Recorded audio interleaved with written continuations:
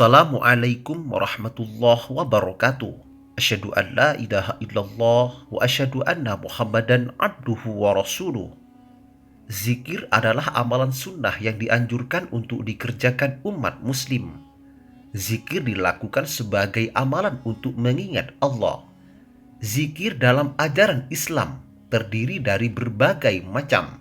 Inti zikir adalah memuji keagungan Allah Subhanahu wa Ta'ala. Di antara bacaan zikir yang dikenal atau kerap diucapkan adalah kalimat Hasbunallah wa ni'mal wakil, yang artinya cukuplah bagi Allah sebagai penolong dan Allah adalah sebaik-baik pelindung. Kalimat zikir tersebut bisa dibaca lebih panjang. Bacaan yang lebih panjang adalah Hasbunallah wa ni'mal wakil, ni'mal maula wa ni'man nasir.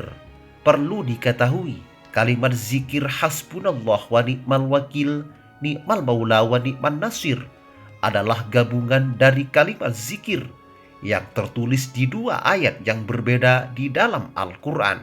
Kalimat Hasbunallah wa ni'mal wakil terdapat dalam Al-Quran surah Ali Imran ayat 173, sedangkan kalimat ni'mal maula wa ni'man nasir tercantum dalam surah Al-Anfal ayat 4. Zikir ini cocok diamalkan sebagai penentram hati ketika seseorang sedang gundah gulana, diliputi suka duka dan cobaan silih berganti, serta ketika berhadapan dengan kesulitan dan ancaman.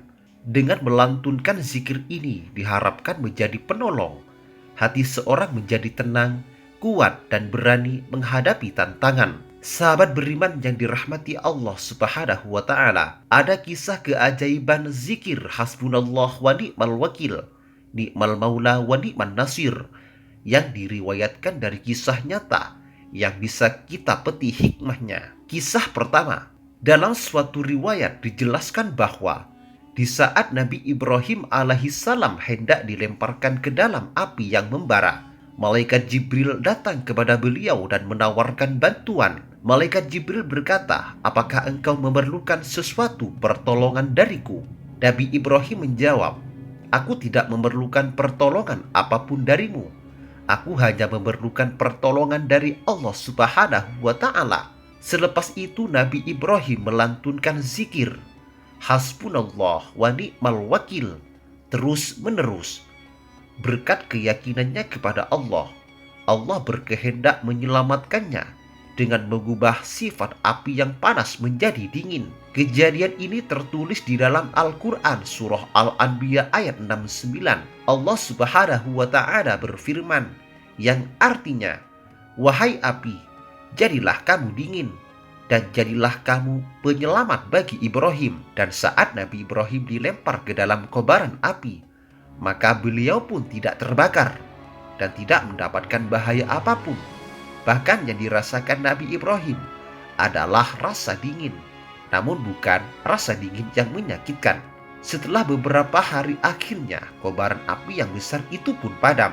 Kemudian Nabi Ibrahim keluar dari puing-puing sisa kebakaran dalam keadaan selamat tanpa ada luka sedikit pun, sehingga banyak membuat keheranan banyak orang.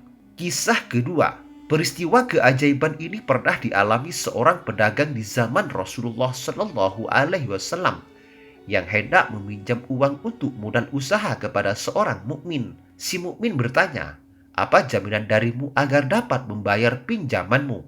Si pedagang menjawab, "Allah Subhanahu wa Ta'ala." Si mukmin berkata, "Maka kalau itu jaminanmu, aku tidak percaya." Keduanya sepakat perihal hari yang ditentukan untuk melunasi hutang. Singkat cerita, uang yang dipinjam sudah digunakan pedagang untuk berdagang. Ketika waktu sudah jatuh tempo, si pedagang membawa hasil keuntungan dagangannya untuk menepati janji kepada si mukmin. Namun sesampai di seberang lautan tidak ada satupun perahu atau kapal yang bisa membawa pedagang ke tempat tujuan kediaman si mukmin karena khawatir lewat dari jatuh tempo. Dari kesepakatan dengan si mukmin, si pedagang mengambil sebuah kayu dan melubangi kayu tersebut. Kemudian dimasukkan sejumlah uang dan sebuah surah ke dalam lubang kayu tersebut. Keesokan harinya, Sang pedagang membawa uang pengganti yang lain, kemudian menyerahkan uang tersebut kepada si mukmin. Lalu si mukmin menjawab dengan tersenyum, "Uang pinjamanmu telah aku terima kemarin. Ketika aku menunggumu, aku menemukan sebuah kayu. Lalu kubawa pulang untuk kujadikan kayu bakar. Saat aku membelahnya, aku melihat sejumlah uang beserta surat darimu." Si pedagang pun tersenyum dan bersyukur kepada Allah Subhanahu wa Ta'ala. Kisah ketiga, keajaiban kedahsyatan zikir hasbunallah wa ni'mal wakil.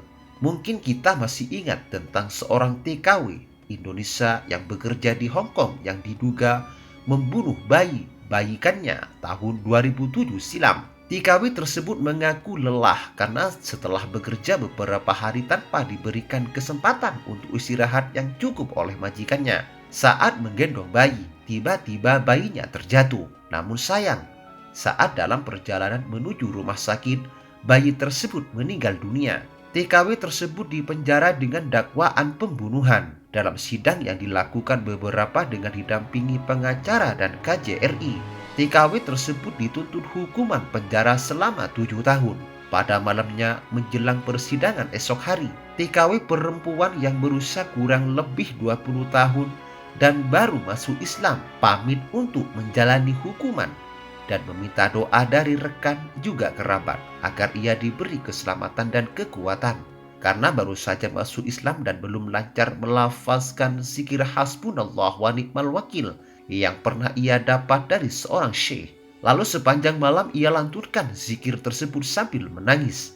Esok harinya sebuah keajaiban terjadi. Dalam sidang putus terakhir, dia dibebaskan dari segala tuduhan dengan syarat dalam waktu 48 jam ia harus meninggalkan Hong Kong. Pengacara yang mendampingi wanita tersebut pun terheran-heran karena tidak masuk akal, sehingga menyebabkan jaksa menuntut menggerutu dengan keputusan sang hakim.